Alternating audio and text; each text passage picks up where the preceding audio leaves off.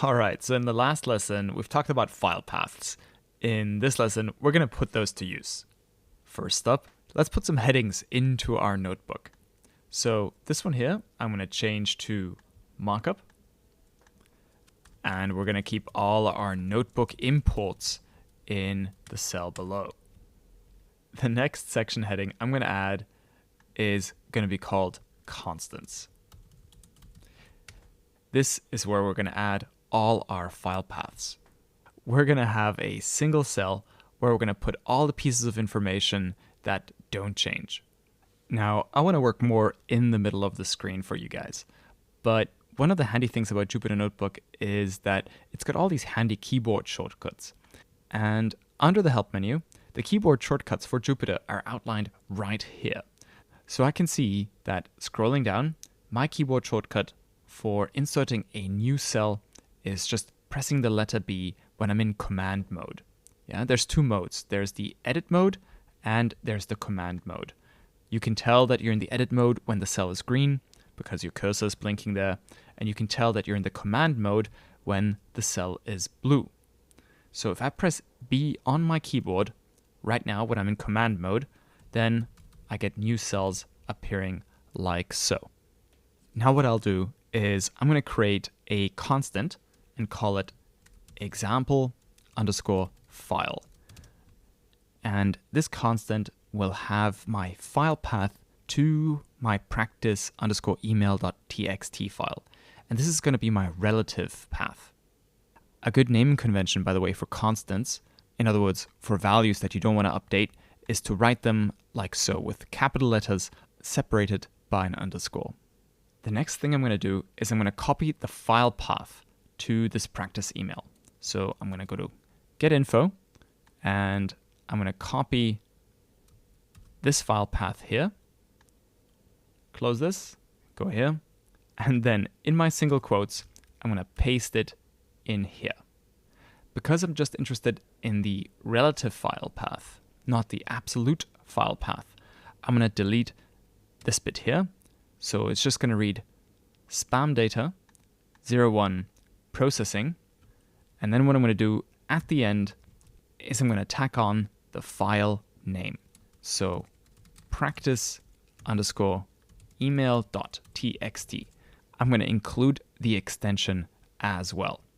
So I'll have my relative path from my ML projects folder where this notebook lives, going into the 01 processing folder, and then I'll have my file name at the end.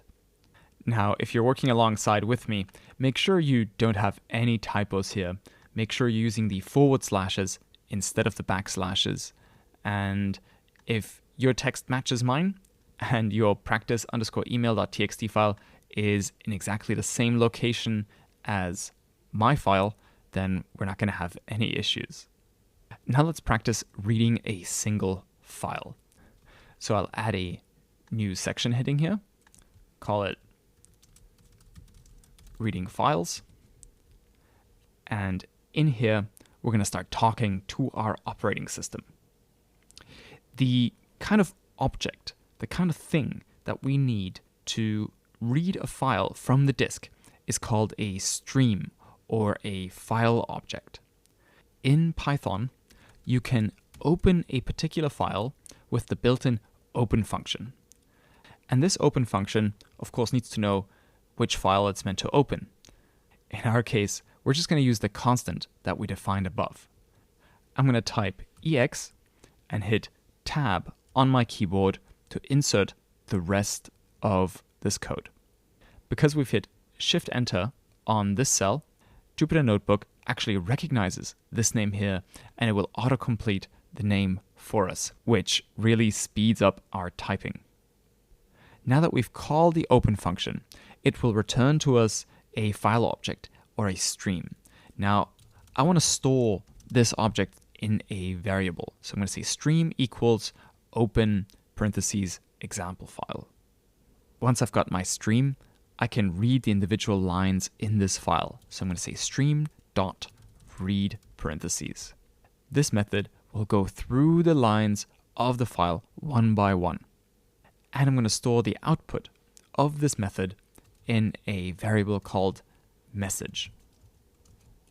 When I'm done reading my file, I'm going to tell Python to stop looking at this file because we've reached the end and we're not planning to do anything further with it. So I'm going to say stream dot close parentheses.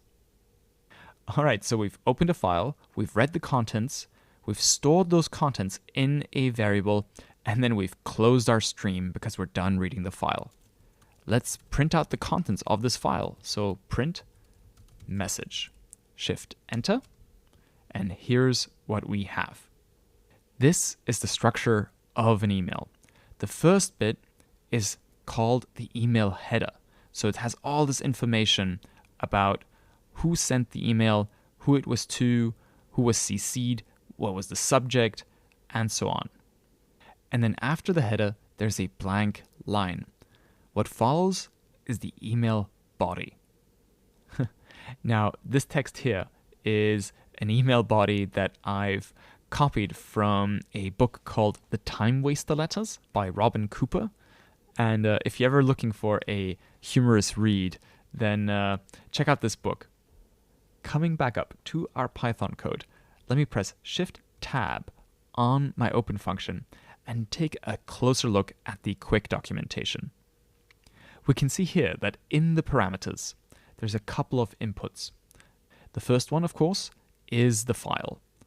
The second input has a default value of R. So this means that by default, we are only reading the file, not writing one. The next parameter that I want to talk about is this thing called encoding, which by default is set to none. An encoding is how the computer handles letters and text. After all, every character needs to be translated into ones and zeros at the end of the day. In the days of early computers, this was fairly simple, because computers really only supported 127 American English characters. This was called ASCII. If you were French, for example, and had an accent above a letter, then you were out of luck. No accents for you, Frédéric Chopin.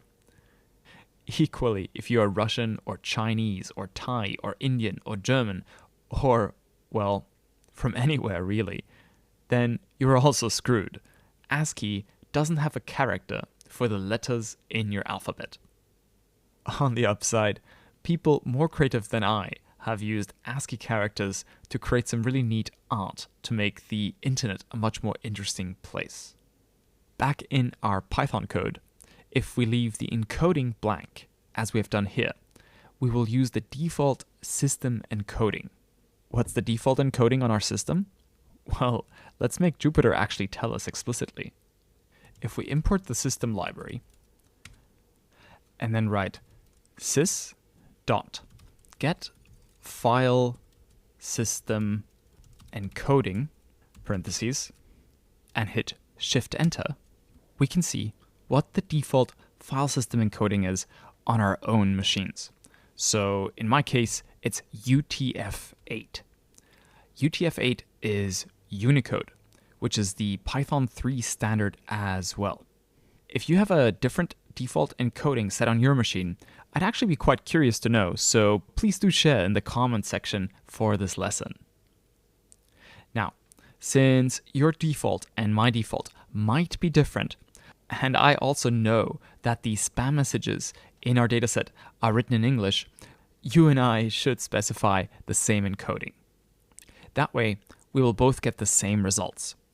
And for that purpose, we will use an encoding called Latin-1. Coming back up here to our open function, and we add an argument for our encoding, I can type en, tab on my keyboard, then enter to insert, single quotes, Latin-1. And if I hit shift enter now on the cell, we can see that we read the exact same file and we can still retrieve our message body. Now, one thing that you might be quite curious about is, what is this message variable here? In other words, what does this read method actually return from the stream?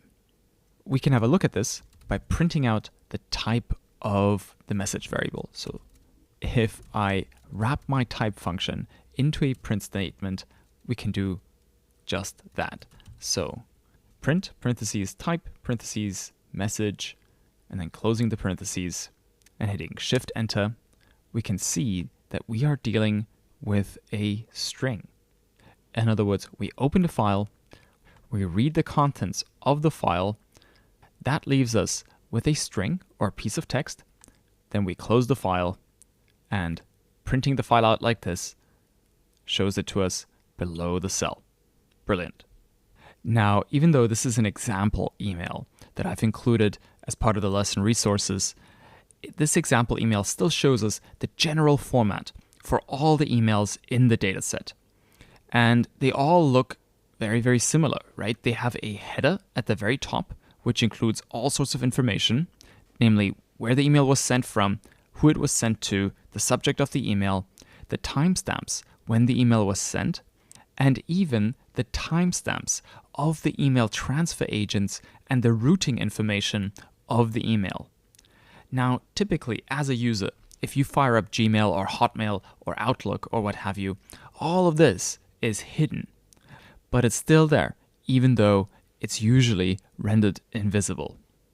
Now, for our purposes of training the spam classifier, what we will do is we will look exclusively at the body of our email files. We're actually going to ignore the header and just focus our attention on extracting the email body. And I'll show you how to do just that in the next lessons. Now, before I move on, I just want to leave you with a nice tidbit. Encodings are actually a pretty interesting niche topic on their own. And the XKCD webcomic has actually done a lovely strip on Unicode. And you know what? I've even seen the ASCII table get its own scene and be a major plot point in the movie The Martian, which was, as far as I remember, all about saving Matt Damon. Anyhow, check it out, and I'll see you in the next lesson.